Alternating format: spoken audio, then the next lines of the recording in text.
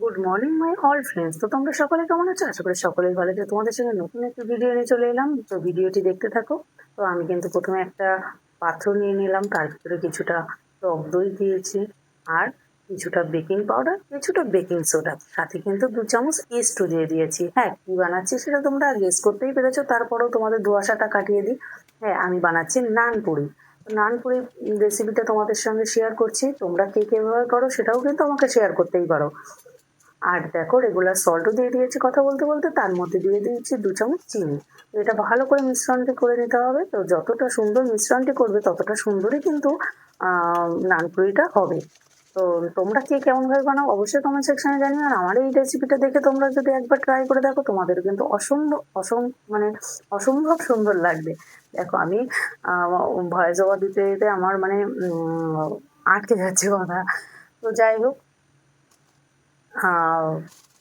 আমি এর ভিতরে কিন্তু 300 গ্রাম মতো ময়দা নিয়ে নিয়েছি। তো তোমাদের যার যেমন ময়দার পরিমাণটা তারা সেইভাবেই কিন্তু প্রত্যেকটা আইটেমটা নিয়ে নেবে। তো ময়দার মধ্যে আমি কিন্তু দিয়ে দিয়েছি কিছুটা সাদা তেল।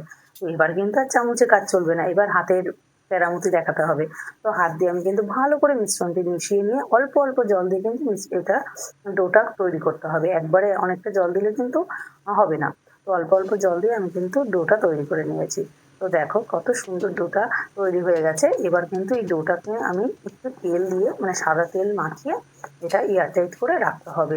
তো ঘন্টা 2 মতো আমি এটা কিন্তু সাদা তেল এই দিয়ে ঘন্টা 2 মতো আমি কিন্তু ঢেকে রেখেছিলাম। তো আমি এয়ারটাইট কোনো কন্টেনার ইউজ করিনি, আমি এখানেই কিন্তু একটা স্টিলের থালা দিয়ে ঢেকে রেখেছিলাম।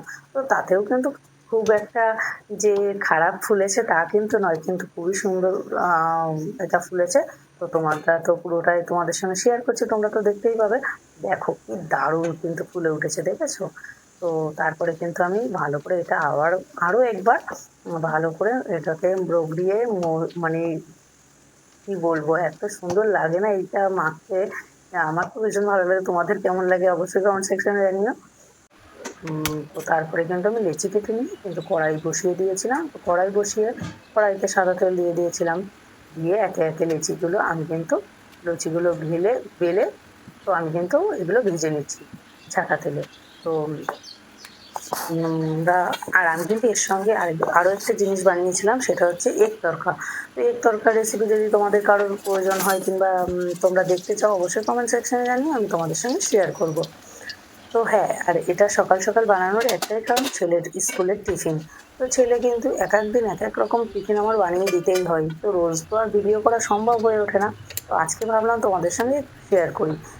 তার কিন্তু প্রত্যেক দিন এক এক রকমের টিফিন বানাতে হয়। ছেলের ফ্রেন্ডরা কি বলে এই সঙ্গে, ছেলের ফ্রেন্ডরা বলে তোর মাম্মিকে বলবি যে একটা রেস্টুরেন্ট খুলতে, বেশ ভালোই কিন্তু কাস্টমার হবে। তো মাম্মি এক এক দিন এক এক রকম দেয়, কারণ প্রত্যেকে মায়েদেরই তো কম বেশি কাজ থাকে। আর সবাই তো প্রত্যেক দিন তো এরকম দেওয়া সম্ভব হয়েও ওঠে না। আর তারপরে আমার ছেলে তো মানে না দিলে সে খাবে না, তার আবার খাওয়ানে খুবই ঢং।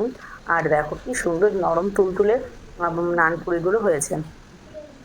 তো আমি ছেলের টিফিনটা রেডি করে নিই। তো তোমরা কেমন ভিডিওতে অবশ্যই কমেন্ট করে জানিও কেমন হয়েছে। সকলে ভালো থেকো। Bye bye.